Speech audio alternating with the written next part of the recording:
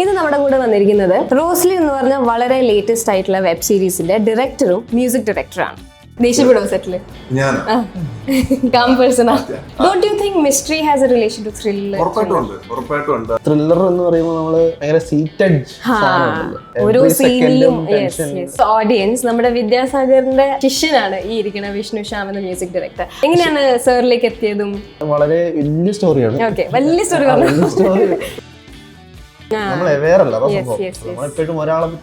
Especially songs ഒക്കെ പൊതുവെ നമ്മള് സോങ് കേട്ട് പോകും എന്നല്ലാണ്ട് അതിന്റെ ബാക്ക്ഗ്രൗണ്ട് ചെക്ക് ചെയ്യാൻ പറ്റില്ല. വിനീത് സാറിനെയും മീന മാമിനെയും കാസ്റ്റ് ചെയ്യാന്നുള്ളൊരു സംഭവം. How did you come up to those two people? ഞങ്ങൾക്കായിരുന്നു ഇവരൊക്കെ ആവശ്യം. How was casting Hakim? Hakim actually ഭയങ്കര ഗംഭീര ആക്ടറാണ്. Yes, very good. വേറെ ലെവൽ എന്താ പറയാ റേഞ്ച് ഉള്ളൊരു മനുഷ്യനാണ്. നമസ്കാരം, എൻ്റെ പേര് Parvathy Madhu. Welcome to CP talks. ഇത് നമ്മുടെ കൂടെ വന്നിരിക്കുന്നത് റോസ്ലിൻ എന്ന് പറഞ്ഞ വളരെ ലേറ്റസ്റ്റ് ആയിട്ടുള്ള വെബ് സീരീസിന്റെ ഡയറക്ടറും മ്യൂസിക് ഡയറക്ടറാണ്. Welcome you guys. Okay, let me start. How is Roslin reviews and responses going? അത് നല്ല രീതിയിൽ തന്നെ പോയിക്കൊണ്ടിരിക്കുക. ഇന്നിപ്പോ കാരണം അത് ആൾക്കാർ അറിഞ്ഞു തുടങ്ങിയുണ്ടായിരുന്നു. ശരി ശരി. വന്നിടത്തോളം നല്ല റിവ്യൂസ് ആണ് പറഞ്ഞിരിക്കുന്നത്. ഇതുവരെ കിട്ടിയിരിക്കുന്ന റിവ്യൂസിൽ ഏറ്റവും സ്ട്രൈക്കിംഗ് ആയിട്ടുള്ള എന്തെങ്കിലും റിവ്യൂസ് ഉണ്ടോ? എന്തെങ്കിലും ഒരു റെസ്പോൺസ്? ജനറലി ഒരു ടൈപ്പ് ഓഫ് സാധനങ്ങൾ തന്നെയാണ് വരുന്നത്. ഇനിഷ്യലി ഒരു സ്ലോ പേസ് ആയിട്ട് പോയെങ്കിലും ക്ലൈമാക്സിലേക്ക് എത്താൻ നേരം അത് കോമ്പൻസേറ്റ് ചെയ്ത് കൊടുക്കുന്നുണ്ടെന്നുള്ളത്. ശരി ശരി, അത് ഭയങ്കര ഹാപ്പിയാണ്. ഓക്കെ, ശരി. അപ്പം how did the process start? റോസ്ലിന്റെ സ്റ്റാർട്ടിംഗ് പ്രോസസ് എങ്ങനെയായിരുന്നു? ഇത് എഴുതിയിരിക്കുന്നത് വിനായക ശിവകുമാറാണ്. അവൻ എന്റെ സുഹൃത്താണ്. അപ്പൊ ഞാൻ അവനെ പരിചയപ്പെടുന്നത് ട്രാൻസ് എന്ന് പറയുന്ന സിനിമയുടെ സെറ്റിലാണ്. എന്റെ ആദ്യത്തെ സിനിമ. അപ്പൊ അന്ന് മുതലേ ഇങ്ങനെ കഥ വേണം പറഞ്ഞ് ഞാൻ അവനെ ശല്യപ്പെടുന്നുണ്ടായിരുന്നു. അപ്പൊ അത് ശല്യം സഹിക്കാൻ പറ്റിയാണ്ട് അവന്റെ ഒരു സാധനം എഴുതി തന്നതാണ്. നമ്മൾ പല സബ്ജക്റ്റുകളും മുമ്പ് ആലോചിച്ചിട്ടുണ്ടെങ്കിൽ പോലും ഒരു കോവിഡ് ലോക്ക്ഡൌണിന്റെ സമയത്താണ് ഇതിന്റെ തോട്ട് അധികം തോട്ട് എന്നോട് പറയുന്നത്. അപ്പൊ അത് കേട്ടപ്പോ തന്നെ ഓക്കെ ആയിരുന്നു. എന്നോട് ആദ്യം നറേറ്റ് ചെയ്യുമ്പോ തന്നെ ഏറെക്കുറെ ഇതിന്റെ ഒരു 85% സംഗതികളാണ് തോന്നുന്നത്. ബാക്കിയുള്ളത് മെല്ലെ മെല്ലെ പിന്നെ ആഡായിരുന്നു. അപ്പോ അത് കേട്ടു, ഓക്കെയാണ്. നമ്മളതിന്റെ വളരെ ഏർലി സ്റ്റേജിൽ തന്നെ ജിത്തു സാറിനോട് ഓക്കെ ഇതിന്റെ ഐഡിയ ഉണ്ട്, സബ്ജക്റ്റ് ഉണ്ട് എന്നൊക്കെ പറഞ്ഞു. അങ്ങനെയാണത് ജനിക്കുന്നത്. ഓക്കെ, അപ്പൊ നിങ്ങൾ രണ്ടുപേരും ഇപ്പൊ ജിത്തു സാറിന്റെ കാര്യം പറഞ്ഞപ്പോൾ രണ്ടുപേരും ജിത്തു സാറിന്റെ കൂടെ വർക്ക് ചെയ്ത ആർട്ടിസ്റ്റുകളാണ്. അപ്പൊ നിങ്ങൾ അദ്ദേഹത്തിൽ നിന്ന് ഏറ്റവും കൂടുതൽ ഇൻസ്പയർ ആയിരിക്കുന്ന ഏതൊരു കാര്യത്തിലായിരിക്കും? As a music director and as a director. Music director തുടങ്ങട്ടെ. ഇൻസ്പയർ ആയിട്ട് നമുക്കത് ഇതുവരെയായിട്ട് പ്രാവർത്തിക്കാൻ പറ്റുന്നത് ഇൻസ്പയർ ആയിട്ടുള്ളൂ. അതായത് ഇല്ല, സാറിന്റെ അതായത് കൺസിസ്റ്റന്റ് ആയിട്ട് പുള്ളി വർക്ക് ചെയ്യുന്നത്, മൾട്ടി ടാസ്ക് ചെയ്യുന്നത്, ഒത്തിരി ഒരു പടം കഴിഞ്ഞ ഉടനെ അടുത്തത്, അങ്ങനെ ഒന്നിച്ച് കുറെ കാര്യങ്ങൾ ഡീൽ ചെയ്യുന്നതും പ്രശ്നങ്ങൾ വരുമ്പോൾ അത് ഡീൽ ചെയ്യുന്നതൊക്കെ കാണുമ്പോൾ എനിക്ക് ഭയങ്കര അത്ഭുതം തോന്നിയിട്ടുണ്ട്. ഞാൻ കൂമൻ ചെയ്ത സമയം തൊട്ടേ ദൃശ്യത്തിന്റെ 2ന്റെ സമയത്ത് റിലീസ് സമയത്ത് എന്തൊക്കെയോ പ്രശ്നങ്ങളൊക്കെ വന്നിട്ടുണ്ട്. ഹോട്ട്സ്റ്റാറില്ല, ഈ OTT റിലീസ്, തിയേറ്റർ റിലീസ്, അങ്ങനെ എന്തൊക്കെയോ ന്യൂസും പ്രശ്നങ്ങളൊക്കെ. അതിന്റെ ഇടയിൽ ആ ന്യൂസും പ്രശ്നങ്ങളൊക്കെ നടക്കുമ്പോൾ സാർ അവിടുന്ന്, ഞാൻ കുറച്ചു നേരം മുന്നേ ഇതിൽ കാണുമായിരിക്കും, സാറ് മറ്റേ ഇതിനകത്ത് ഒരാൾ അങ്ങോട്ടും എന്തൊക്കെ പറയുന്നു, ഇങ്ങോട്ട് ഫുൾ ഡിബേറ്റ് പ്രശ്നങ്ങളൊക്കെ, ഫുൾ പ്രശ്നമാണെന്ന് നമ്മൾ വിചാരിച്ചിരിക്കുന്ന സമയത്ത് 5 മിനിറ്റ് കഴിയുമ്പോൾ ഞാനവിടെ സാർ ട്രെയിലർ മ്യൂസിക് വരുന്നുണ്ട് വിളിച്ചപ്പോൾ സാറ് വന്ന് അത് കേട്ട് അതിനെ പറ്റി ചർച്ച അതിന്റെ ഇടയിൽ ഇത് ചെയ്യും. ഞാനൊക്കെ ആണെന്ന് നമ്മളൊക്കെ ആണെന്നുണ്ടെങ്കിൽ ഈ ഒരു പരിപാടിന്റെ ഇടയിൽ നമ്മളാകാം ഇതായി പോകും. ഇത് അങ്ങനെ ആണ്. അപ്പൊ സാറ് ഒരുമിച്ച് കാര്യങ്ങൾ ഡീൽ ചെയ്യുന്ന, ഇപ്പൊ നമ്മുടെ ഗസ്റ്റ് ഹൗസിൽ നിന്ന് വർക്ക് ചെയ്യുമ്പോൾ ഞാൻ അവിടെ അപ്പുറത്തെ എഡിറ്റർ ഉണ്ടാവും. അപ്പൊ സാർ ഇവിടെ വന്ന് മ്യൂസിക്കിന്റെ കാര്യങ്ങൾ ചെയ്യുന്ന സമയം അപ്പുറത്ത് പോയി എഡിറ്ററിന്റെ കൂടെ ഇരുന്ന് ചിലപ്പോ വേറെ സിനിമയുടെ കാര്യമായിരിക്കും ഒരേ പാരലലി. അപ്പൊ അങ്ങനെ മൾട്ടി ടാസ്കിങ് പരിപാടികളും ഈ പ്രശ്നങ്ങളൊക്കെ നേരിടുന്നത് കാണുമ്പോൾ ഭയങ്കര ഇൻസ്പയറിംഗ് ആണ്. പക്ഷെ അത് ഇതുവരെ പറ്റിയിട്ടില്ല, പറ്റുമെന്ന് അറിയില്ല.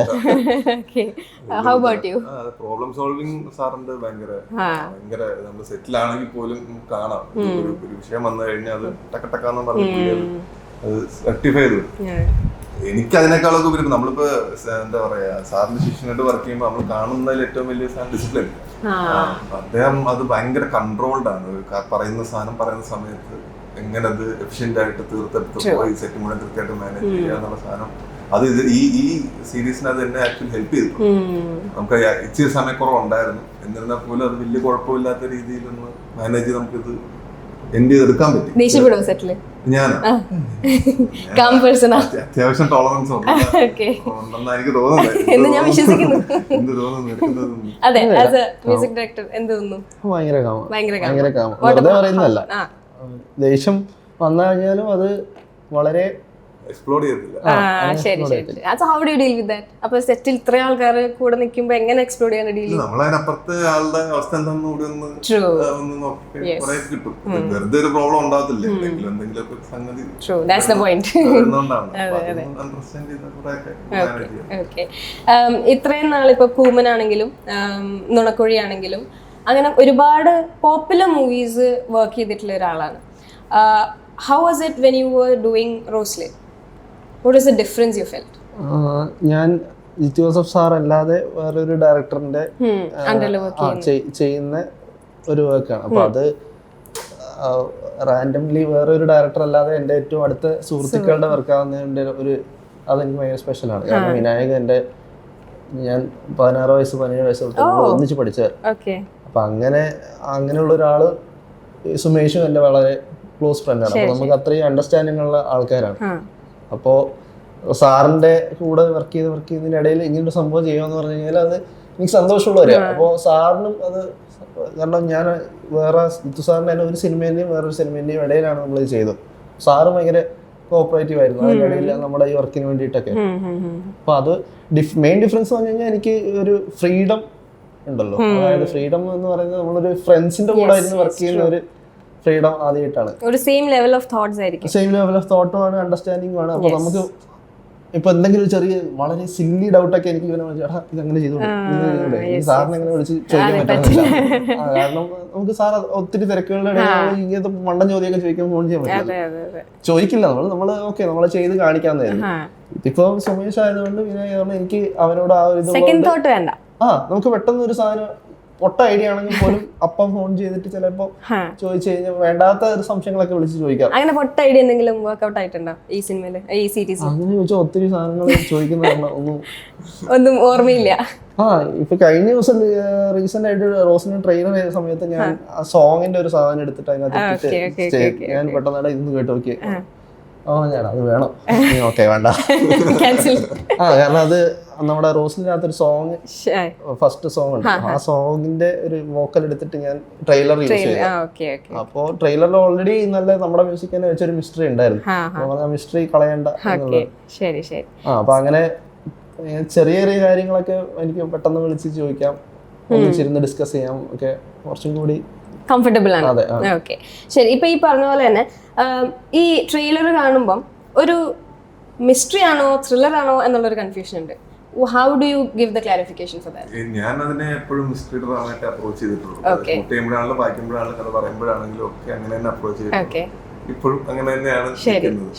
Don't you think mystery has a relation to thriller? ഉറപ്പായിട്ടും ഉണ്ട്. അതിന് പ്രധാനമായിട്ടൊരു വ്യത്യാസം തരുന്നത് അതിന്റെ നമ്മളെ എത്രത്തോളം സീറ്റഡിലേക്ക് എത്തിക്കുന്നുള്ള വ്യത്യാസമാണല്ലോ. ഇത് കുറച്ചുകൂടെ നല്ലതൊക്കെ പറഞ്ഞ് പരിചയപ്പെടുത്തി അതെ അവസാനത്തിലേക്കാണ് നമ്മളൊരു കൂടുതൽ ഫോക്കസ് പോണത്. മിക്കപ്പോഴും ത്രില്ലർ എന്ന് പറയുമ്പോൾ നമ്മള് ഭയങ്കര സീറ്റഡ് സാധനമാണല്ലോ. ത്രില്ലർ മറ്റേ ആ ഒരു സംഭവമല്ല, കുറച്ച് സ്ലോ, അതായത് നമ്മൾ സ്ലോ ബേണിംഗ് എന്ന് പറയുന്നത്, സ്ലോ ആയിട്ട് എന്നാൽ അതിനകത്തൊരു എല്ലാത്തൊരു മിസ്റ്ററി ഉണ്ട്, സംഭവമുണ്ട്. അതിങ്ങനെ കയറി കയറി പയ്യെ അത് ഗ്രാഫ് കയറി വരുന്ന അങ്ങനത്തെ ഒരു പരിപാടി. ശരി ശരി. ഫോർ ദ ഓഡിയൻസ്, നമ്മുടെ വിദ്യാസാഗറിന്റെ ശിഷ്യനാണ് ഈ ഇരിക്കുന്ന വിഷ്ണു ശ്യാം എന്ന music director. How was it with him, with the legend? അത് എങ്ങനെയാണ് സാറിലേക്ക് എത്തിയതും? അത് വളരെ വലിയ സ്റ്റോറിയാണ്. വലിയ സ്റ്റോറി വളരെ ഷോർട്ടാക്കി പറയാൻ മാത്രമേ നമുക്ക് പറ്റുള്ളൂ. ഞാൻ വിദ്യാസാഗർ സാറിന്റെ വലിയ ആരാധകനാണ്.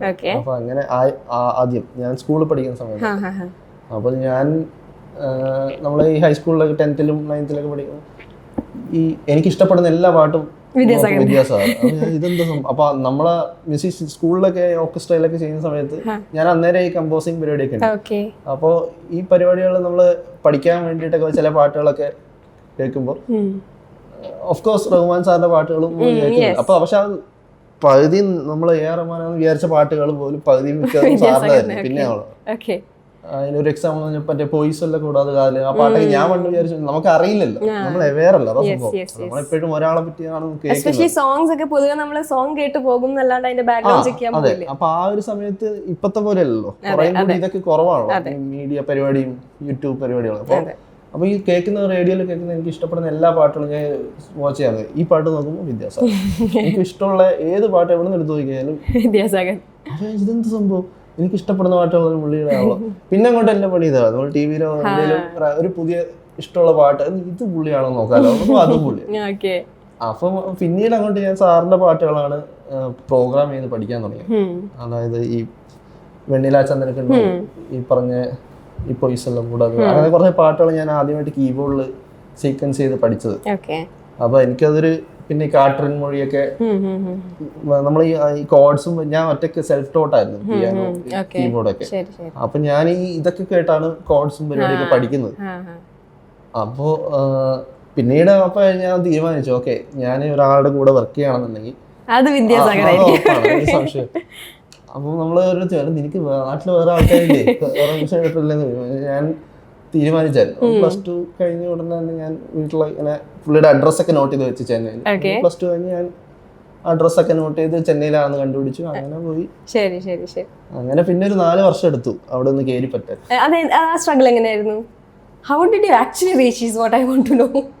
അതാ ഞാൻ വലിയ കഥയെന്ന് പറഞ്ഞു. ഞാൻ അതുകൊണ്ട് എന്ത് ചെയ്തെന്ന് വെച്ചാൽ അവിടെ ബുദ്ധിമുട്ടായിട്ട് അവിടുത്തെ ഒരു കോളേജിൽ ചേർന്നു. ലോയോള കോളേജിൽ ഡിഗ്രി, എല്ലാവരും ഡിഗ്രി വേണം, ഡിഗ്രി പഠിക്കണം അതുകൊണ്ട് BSc ഫിസിക്സ് ആണ്. ഒരു ബന്ധുവില്ല. അതെ, അല്ല ആരൊക്കെയോ പണ്ട് ഈ ഡിഗ്രി മറ്റേ സൗണ്ട് എഞ്ചിനീയറിംഗ്, അതായത് ഫിസിക്സിന് സൗണ്ടുമായിട്ട് ബന്ധമുള്ള വലിയ ബന്ധമുണ്ടോ വെറുതെ അതിനകത്ത് ഒരു ചെറിയ കാര്യം മാത്രമേ ആ കയറി കഴിഞ്ഞ് കുറച്ച് നേരം കഴിഞ്ഞപ്പോ, കാരണം ഓൾറെഡി നമുക്ക് എനിക്ക് ഡിഫറൻഷിയേറ്റ് ചെയ്യാനും ഇന്റർഗ്രേറ്റ് ചെയ്യാനും പോലും അറിയാം. ആ വള്ളിയൊക്കെ കാണുമ്പോൾ തന്നെ തല അങ്ങനത്തെ പരിപാടി അവിടെ പോയിട്ട് പെട്ടു. പക്ഷെ ഓക്കെ, ഒരു ഡിഗ്രി പഠിച്ചു എന്നുള്ളത്. അങ്ങനെ ആ സമയം ഞാൻ ഇങ്ങനെ എല്ലാ വീക്കെൻഡ്സിലും അവിടെ പോകും, സ്റ്റുഡിയോയിൽ പോകും. പിന്നെ സാറിന്റെ മാനേജറിനെ ഫോൺ ചെയ്യും. അങ്ങനെ വിളിച്ച് സാർ എന്നെ ഒന്ന് അവിടെ അസിസ്റ്റന്റായിട്ട് അങ്ങനെ റെസ്പോൺസ് അത് ഭയങ്കര ഇതായിരിക്കുമല്ലോ, കാരണം ആരാണിത് എന്താണെന്ന് കോൾഡ് റെസ്പോൺസ് ആയിരിക്കും. പറയും ഇങ്ങനെയാണോ, നമുക്കൊരു പറയും, മുരുകൻ സാർ പറയും അപ്പൊ ഇത് തന്നെ പറയാന്നറിയാം. എനിക്കിത് പറഞ്ഞപ്പോ പെട്ടെന്ന് പ്രേം പൂജാരിയുടെ കുഞ്ചാക്കോവിന്റെ ആ ഒരു ക്യാരക്ടറിനെ പറഞ്ഞു. അതെ അതെ. അപ്പൊ ഇതിനകത്ത് എനിക്ക് ആദ്യമായിട്ട് ഞാൻ സ്റ്റുഡിയോയിലോട്ട് അവിടെ സാറിനെ കാണുന്നതിന് all thanks to Laljo sir. Laljo സാറാണ് എന്നെ പരിചയപ്പെടുന്നത്. അത് ലാൽജോ സാറിനെ നേരിട്ട് പരിചയമൊന്നുമില്ല. അത് എന്റെ അമ്മ എന്റെ ഈ ആഗ്രഹം കണ്ടിട്ട് ലാൽജോ സാറിന്റെ നമ്പർ എടുത്തിട്ട് വിളിച്ചിട്ട് ഇങ്ങനെ പറഞ്ഞു, എന്റെ മോൻ ഇങ്ങനെ ഭയങ്കര വിദ്യ. അപ്പൊ ലാൽജോ സാർ ആദ്യം ചോദിച്ചത്, മോനെ എന്തിനാ പാട്ട് പാടാനാണോ ചോദിച്ചു. പാട്ട് പാടാനല്ല, വിദ്യാസാറിന്റെ അടുത്ത് ഇങ്ങനെ മ്യൂസിക് ഒക്കെ പഠിക്കാനും ഒക്കെ. അയ്യോ അത് ഇച്ചിരി പാട്ട് പാടാനാണ് പിന്നെ നോക്കായിരുന്നു പറഞ്ഞു. അങ്ങനെ അത് ഇച്ചിരി ബുദ്ധിമുട്ടായിരിക്കും എന്ന് പറഞ്ഞു. പിന്നെ നോക്കാം എന്നൊക്കെ പറഞ്ഞു. അങ്ങനെ പിന്നീട് എന്നോട് വിളിക്കാൻ പറഞ്ഞു. അങ്ങനെ ആ ഡയമണ്ട് നെക്ലേസിന്റെ ഒക്കെ വർക്ക് നടക്കുന്ന സമയത്ത്, അപ്പൊ ആ സമയത്ത് ചെന്നൈയിലോട്ട് ഇല്ല, ആ സമയത്ത് അന്നേരമാണ് ഞാൻ സാറിന് ആദ്യമായിട്ട് മീറ്റ് ചെയ്തത്. അപ്പോ ഞാൻ ആ സ്റ്റുഡിയോയുടെ പുറത്ത് പോയി ഇങ്ങനെ കുറെ പ്രാവശ്യം നോക്കി നിന്നിട്ടുണ്ട്. എനിക്ക് സ്റ്റുഡിയോയിൽ കയറാൻ ധൈര്യമില്ല, അങ്ങോട്ട് കയറി ചെല്ലാൻ വേണ്ടി. അപ്പൊ ഞാൻ പുറത്ത് നിന്നിട്ട് എപ്പോഴും ഇങ്ങനെ നോക്കും, സാറ് പുറത്തിറങ്ങി വരുന്നൊക്കെ നോക്കി വെക്കും. പിന്നെ ഈ രാജു സാറ് പരിചയപ്പെടുത്തിയപ്പോൾ ഞാൻ പറഞ്ഞു, ഞാൻ ഇവിടെ ഒരു പ്രാവശ്യം വന്നിട്ടുണ്ട്, പക്ഷെ കയറാനുള്ള ധൈര്യം ഉണ്ട്. പുള്ളി മീറ്റ് ചെയ്യിപ്പിച്ചു, സംസാരിച്ചു. എന്നിട്ട് എന്നോട് പറഞ്ഞു അതൊക്കെ വെയിറ്റ് ചെയ്യേണ്ടി വരും. മീറ്റ് ചെയ്തു എന്നുള്ളത് സാറ് രാജു സാർ എന്നിട്ട് പറഞ്ഞു, ഇങ്ങനെ കീബോർഡ് വായിക്കും, ഇങ്ങനെയാണ് നിങ്ങളെ ശിഷ്യനായിട്ടോടെ ആക്കണം എന്നൊക്കെ പറഞ്ഞു. അപ്പൊ നോക്കാന്നൊക്കെ പറഞ്ഞു. എന്നിട്ട് പിന്നീട് എന്നോട് രാജു സാറും പറഞ്ഞു, ഞാൻ പറഞ്ഞോണ്ടൊന്നും ആയില്ല, അത് വെയിറ്റ് ചെയ്യേണ്ടി വരുന്നു. അങ്ങനെ 3-4 വർഷം പിന്നീട് അതിന് നമ്പർ ഉണ്ടല്ലോ, ഞാൻ സാറിനല്ല മാനേജറിനെ വിളിച്ചു. അങ്ങനെ 4 വർഷത്തോളം വെയിറ്റ് ചെയ്തു. അവസാനം സാറിന് തന്നെ ഇത് കണ്ട് എന്റെ പോയില്ലെന്ന് മനസ്സിലായി. അങ്ങനെ ഒരു പോയിന്റ് ഞാൻ സാറിനോട് പറഞ്ഞു. അത് സാർ ഇപ്പോഴും ഓർത്തിരിക്കുന്നുണ്ടോ, സാറിനത് ഭയങ്കര സ്പെഷ്യലാണ്. അതുകൊണ്ട് ഞാൻ സാറിനോട് പറഞ്ഞു, സാർ എന്നെ അവിടെ ഒന്ന് ഇരുത്തിയാൽ മതി, അത്രയും ഇതായിട്ട് പറഞ്ഞ. അതായത് നമ്മുടെ ഒരു ത്രഷോൾഡ് പോയിന്റ് കഴിയുമല്ലോ, അത് കഴിയുമ്പോൾ ഞാൻ എനിക്ക് ജസ്റ്റ് ഒന്ന് കണ്ടാൽ മതി, ഒരു എക്സിസ്റ്റ് ഒരു പ്രസൻസ് മതി. അതെ അതെ, ജസ്റ്റ് ഒന്ന് അവിടെ ഇരുത്തിയാൽ മതി എന്നൊക്കെ പറഞ്ഞു കഴിഞ്ഞപ്പോൾ സാറ് അവസാനം സൈഡ് ഇട്ടിട്ട് അവിടെ സ്റ്റുഡിയോയിലൊരു അതെ അതെ, അങ്ങനെ 1 വർഷമായിട്ട് അവിടെ ഒരു ഒറ്റ ഇരിപ്പായി, അങ്ങനെ കണ്ടുപിടിക്കായിരുന്നു. എന്നിട്ട് കയറി കഴിഞ്ഞിട്ട് വീണ്ടും ഇതുപോലെ ഒത്തിരി കഷ്ടപ്പെട്ടിട്ടുണ്ട്. അവിടെ ആയിരുന്നു എല്ലാ ഹാർമോണി എടുത്ത് വെക്കലും ഗുരുകുല വിദ്യാഭ്യാസം. എന്നിട്ട് അങ്ങനെ കുറെ വർഷം കഴിഞ്ഞ് പിന്നെ ഓരോ സിനിമയ്ക്ക് കീബോർഡ് വായിക്കാൻ തുടങ്ങി. അനാർക്കലിക്കൊക്കെ ഞാൻ പ്രോഗ്രാം സോങ്സും മറ്റേ അപ്പോ അങ്ങനെ കുറെ വർക്കുകൾ പിന്നെ അങ്ങോട്ട് സാറിന് ഭയങ്കര ഫേവറേറ്റ് ആയി. എപ്പോഴും സാറിന്റെ എല്ലാ സാധനവും ഏതാണ്ട് അതെ അതെ ഏറ്റവും കൂടുതൽ സാറിന്റെ കയ്യിൽ നിന്ന് വഴക്ക് കിട്ടുന്ന ആള് ആണ്. അതല്ലെങ്കിലും പെറ്റുകൾക്കാണല്ലോ കൂടുതൽ വഴക്ക് കിട്ടുന്നത്. ഒത്തിരി എന്നെ വഴക്ക് പറഞ്ഞിട്ടേ സാർ അകത്തോട്ട് കയറും. അപ്പൊ 12th Man, ദൃശ്യം 2 അങ്ങനെ ഇതുപോലെ വളരെ പോപ്പുലർ ആയിട്ടുള്ള മൂവീസിനെ ജിത്തു സാറിനെ അസിസ്റ്റ് ചെയ്ത ഒരു ഡയറക്ടർ കൂടിയാണ്. So when you come from assistant director to taking a project as an independent director, പേടിയല്ലേ? പേടി കമ്പാരിസൺ ആലോചിച്ച് കഴിഞ്ഞാൽ അസിസ്റ്റ് ചെയ്യുമ്പോഴായിരുന്നു എനിക്ക് കൂടുതൽ പേടി ഉണ്ടായിരുന്നത്. അത് നമ്മളൊരു എന്താ പറയാ കുറച്ചുകൂടെ റെസ്പോൺസിബിലിറ്റി ആൻസറബിളും ഇത് പിന്നെ നമ്മുടെ കയ്യിലാണല്ലോ അധികവും ഡിസിഷൻ മേക്കിംഗ് ഇരിക്കുന്നത്. നമ്മൾ തീരുമാനം എടുത്താൽ മതിയായിരുന്നു ഒരു പരിധി വരെ. പേടി മറ്റേതായിരുന്നു ആക്ച്വലി എനിക്ക് കുറച്ചുകൂടെ പേടി. പിന്നെ ആക്ച്വലി ആകൊണ്ടൊരു പ്രതീക്ഷ നമ്മുടെ ഇപ്പൊ അസിസ്റ്റ് ചെയ്ത നേരം നമ്മൾ രാവിലെ എഴുന്നേറ്റ് വളരെ വെളുപ്പിന് എഴുന്നേറ്റ് സിറ്റി പോകേണ്ട ഒരു പ്രക്രിയ ഉണ്ടല്ലോ. 5 മണിയൊക്കെ ആകുമ്പോൾ ഇൻഡിപെൻഡന്റ് ആകുമ്പോ അത് ഒന്ന് ഒഴിവാക്കിയിട്ട് ഒരു പ്രതീക്ഷയിലാണ് ഞാൻ തുടങ്ങിയത്. പക്ഷെ ഈ സീരീസിന്റെ ഒരു സമയത്തിന്റെ ഷോർട്ടേജ് കാരണം ഞാൻ അസിസ്റ്റൻസിന്റെ കൂടെ തന്നെ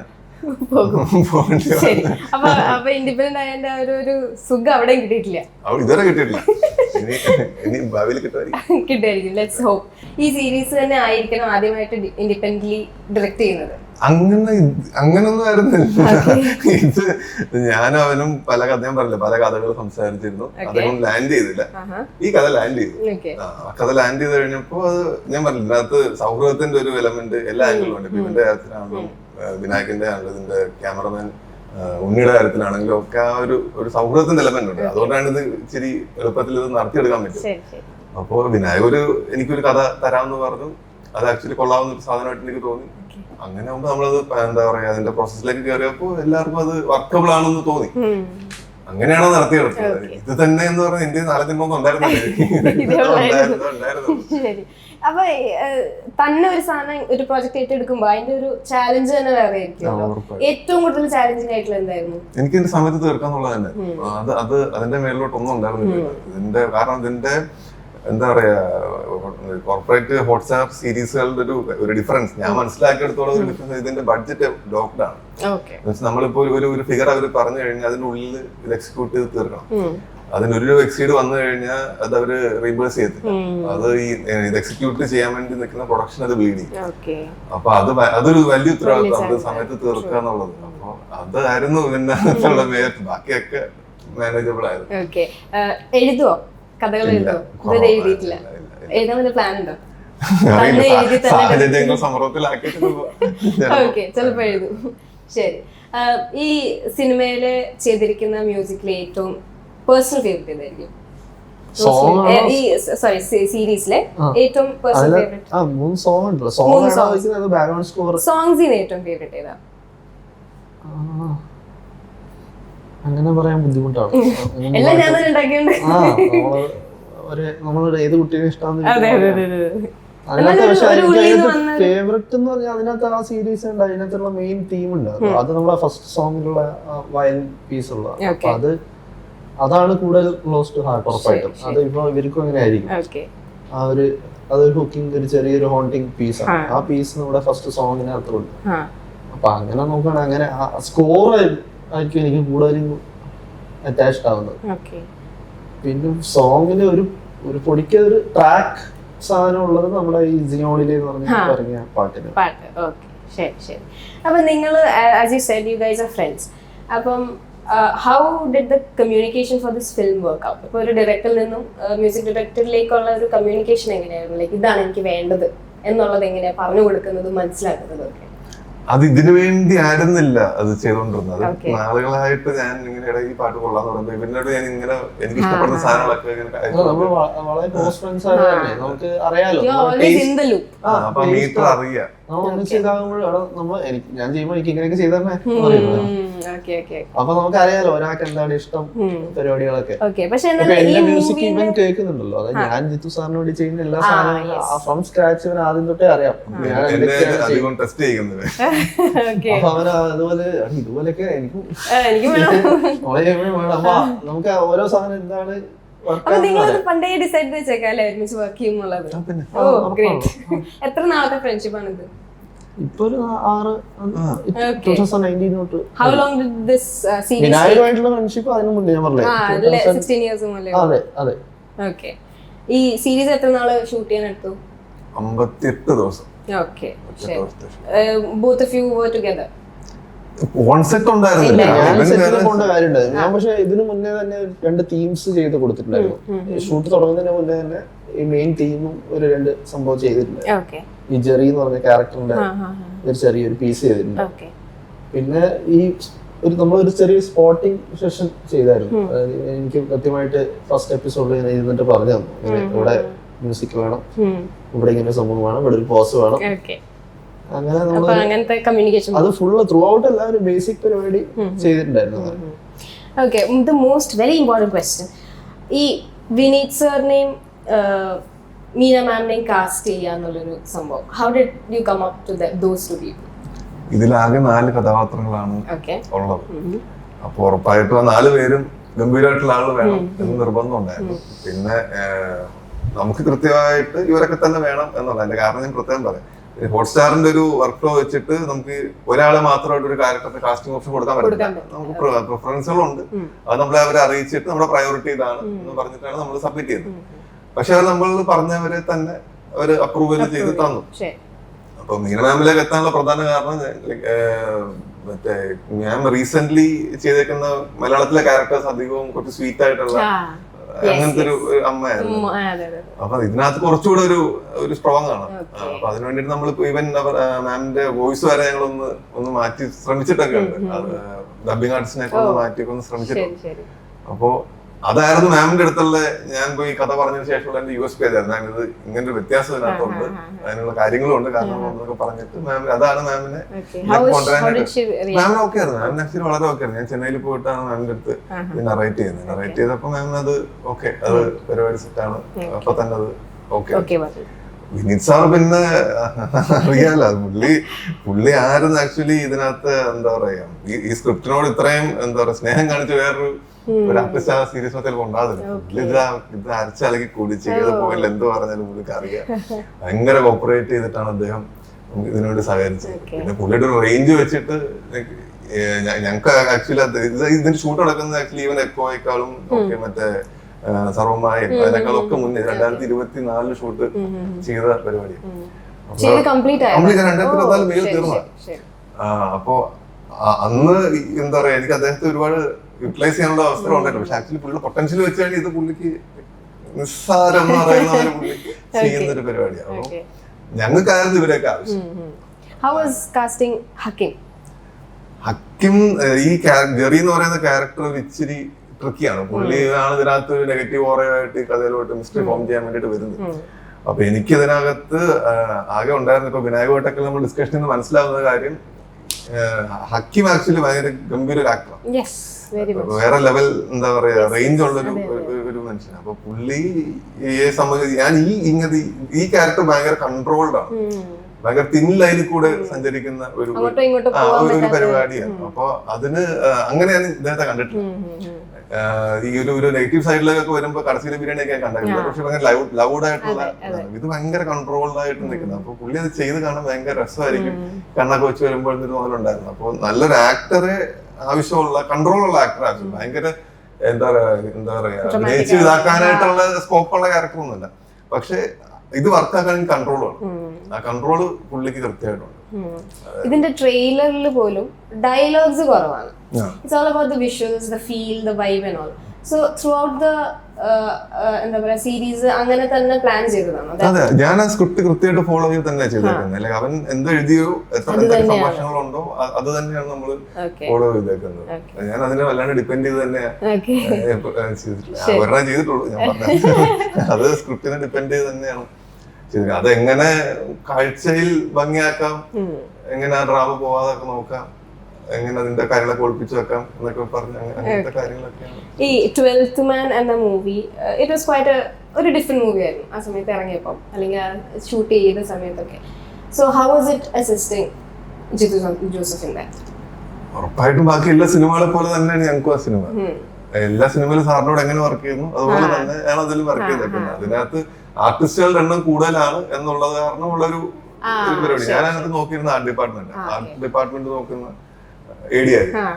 അപ്പൊ അതിൽ എന്നാൽ കഴിയുന്ന കോൺട്രിബ്യൂഷൻസ് കൊടുക്കുക എന്നുള്ളത്. ബാക്കി സാറിന്റെ ഏത് പടത്തിൽ വർക്ക് ചെയ്യുന്ന അതേ പേസിൽ തന്നെയാണ് നമ്മൾ ഇതിലും വർക്ക് ചെയ്തത്. ആകെ ഒരു വ്യത്യാസം വന്നത് ഇതിനകത്ത് നമ്മള് അതിനൊക്കെ ഒരു ട്രാൻസിഷൻ പരിപാടികളൊക്കെ ഉണ്ടല്ലോ ആ സിനിമയ്ക്ക്. അത് ഇനീഷ്യലി അങ്ങനെ ഒരു പ്ലാൻ ഉണ്ടായിരുന്നില്ല. അത് ലേറ്റർ ഓൺ സ്റ്റേജിൽ അദ്ദേഹം ഇംപ്രൂവൈസ് ചെയ്ത് ഇങ്ങനെ ചെയ്താലോ എന്ന് വിചാരിച്ചിട്ടൊക്കെ വന്നത്. അപ്പൊ അതിന്റെ ഒക്കെ ഒരു എക്സ്പീരിയൻസ് രസമായിരുന്നു. എന്താ പറയാ, ലേറ്റർ ഓൺ ഒരു സാധനം പ്ലാൻ ചെയ്ത് ആ സാധനം എക്സിക്യൂട്ട് ചെയ്യുന്ന സാധനം ഞാൻ വേറെ അങ്ങനെ കണ്ടിട്ടില്ല, എനിക്കത് ചെയ്തിട്ട് അറിയത്തുമില്ല. അപ്പൊ അതൊക്കെ പഠിക്കാനും കാണാനും നല്ല രസമായിരുന്നു. വേറെ ഏത് ആക്ടറിന്റെ കൂടെ വർക്ക് ചെയ്യണമെന്നാണ് ഏറ്റവും വലിയ ഡ്രീം? അങ്ങനെ ലിസ്റ്റ് എല്ലാവരും കൂടെ വർക്ക് ചെയ്യാൻ എനിക്ക് ഭയങ്കര ആഗ്രഹമുണ്ട്. അത് 100% വരുന്ന കഥാപാത്രത്തിന് ബെസ്റ്റ് എന്താണോ അതിന് വേണമെന്ന് എനിക്ക് എല്ലാവരുടെ കൂടെ വർക്ക് ചെയ്യണം. ഓക്കെ, ശരി. അവിടെയോ music as a music director വിഷ്ണുവിന് ആരുടെ കൂടെ ഏറ്റവും കൂടുതൽ വർക്ക് ചെയ്യാൻ താല്പര്യം? സിംഗർ ഓർ ദ മ്യൂസിക് ഫീൽഡിൽ ആരായാലും? അതെ, ഏതെങ്കിലും ഒരു സ്പെസിഫിക് ആയിട്ട് സിംഗർ സിംഗർ അതിനകത്ത് ഒരാള് എനിക്ക് ആഗ്രഹമുള്ള ആളെ ഞാൻ പാടിച്ചു. നമ്മുടെ നേരിലെ റൂഹെ കാർത്തിക് സിംഗർ. പിന്നെ ഹരിഹരൻ സാറിനെ കൊണ്ടൊരു പാട്ടുണ്ട്, പിന്നെ ശങ്കർ മഹാദേവൻ, ഉദിത് നാരായണൻ, ഇവരൊക്കെയാണ് എനിക്ക് പാടിക്കണം എന്ന് തോന്നിയിട്ടുള്ള ആൾക്കാർ. അതിനകത്ത് വിഷ്ണുവിനെ ഏറ്റവും കൂടുതൽ ഇൻസ്പയർ ചെയ്ത ഒരു ആർട്ടിസ്റ്റ് ആയിരിക്കും സിംഗിങ്ങിൽ അല്ലെങ്കിൽ ഒരു മ്യൂസിക് കമ്പോസിംഗ്?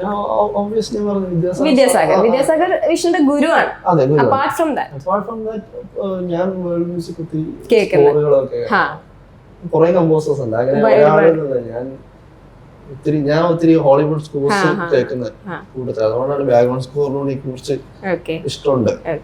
അപ്പോ ജെയിംസ് നോട്ടൻ ഹോവാർഡ്, ഹാരി ഗഡ്സൺ, John Powell, of course Hans Zimmer, John Williams, ഇങ്ങനെ ഒത്തിരി ഇവരുടെ എല്ലാം സാധനങ്ങൾ ഫോളോ ചെയ്യാറ്. പിന്നെ പണ്ട് തൊട്ടേയുള്ള എനിക്ക് നമ്മുടെ 90s കിഡ്സ് ആയതുകൊണ്ട് ആ സമയത്ത് തൊട്ടുള്ള ബാക്സ്ട്രീറ്റ് ബോയ്സ് തൊട്ടുള്ള ആ പഴയ പാട്ടുകളും പരിപാടികൾ. പിന്നെ ഞാൻ ഒത്തിരി മ്യൂസിക് പ്രൊഡ്യൂസേഴ്സിനെ ഫോളോ ചെയ്യുന്നുണ്ട്. മാക്സ് മാർട്ടിൻ, ഒത്തിരി പേര് അങ്ങനെയുണ്ട്. അത് ഒരാളില്ല. അങ്ങനെ ഞാൻ ഈ നമ്മുടെ സാർ നേരത്തെ പറഞ്ഞു, വിദ്യാസാഗർ സാറിന്റെ ഗുരുവാണ്. ഞാൻ ഫസ്റ്റ് സാറിന്റെ അടുത്ത് പോയ സമയത്ത് സാറിനോട് ചോദിച്ചാൽ എനിക്ക് ഓർമ്മയുണ്ട്, what do you listen? Sir ഞാൻ പാട്ട് അതല്ലേ വേറെ തന്നെ. അപ്പൊ സാറാ നമുക്ക് ആ സമയത്ത് അങ്ങനെ അറിയില്ലല്ലോ, നമ്മള് ഇവിടെ വരണമെന്നാണ്. അപ്പൊ സാറാണ് എന്നോട് ലിസൺ കുറെ കേൾക്കണം, നമ്മൾ ഇവിടുത്തെ മാത്രമൊന്നുമല്ല. സാർ അങ്ങനെ ഒത്തിരി പഠിക്കുകയും കേൾക്കുകയൊക്കെ ചെയ്യും. അപ്പൊ അതുകൊണ്ട് ഞാനും ഇപ്പൊ അതിന് ശേഷം ഒത്തിരി എക്സ്പ്ലോർ ചെയ്യാനൊക്കെ തുടങ്ങി. ഓക്കെ, ശരി. അപ്പം റോസ്ലിൻ എന്ന വെബ് സീരീസ് നിങ്ങളുടെയൊക്കെ ഒരു ഗ്രൂപ്പ് ഓഫ് ആൾക്കാരുടെ ഒരു വലിയ ഡ്രീമാണ് എന്ന് ഞാൻ വിശ്വസിക്കുന്നു. അതൊരു വലിയ ഹിറ്റായി മാറട്ടെ. ഇപ്പൊ ഇറങ്ങിയിട്ടേ ഉള്ളൂ. ഇതിൽ അപ്പുറം റെസ്പോൺസസും ഹാർട്ട് റെഞ്ചിങ് ആയിട്ടുള്ള റിവ്യൂസും ഒക്കെ കിട്ടട്ടെ. ഭയങ്കര കരിയർ ബ്രേക്ക് ആവട്ടെ നിങ്ങളുടെ ലൈഫിലെ ഈ റോസ്ലിൻ എന്ന വെബ് സീരീസിന് വിഷ് ചെയ്യുന്നു. Wish you all the very best for your future. Thank you so much. Thank you.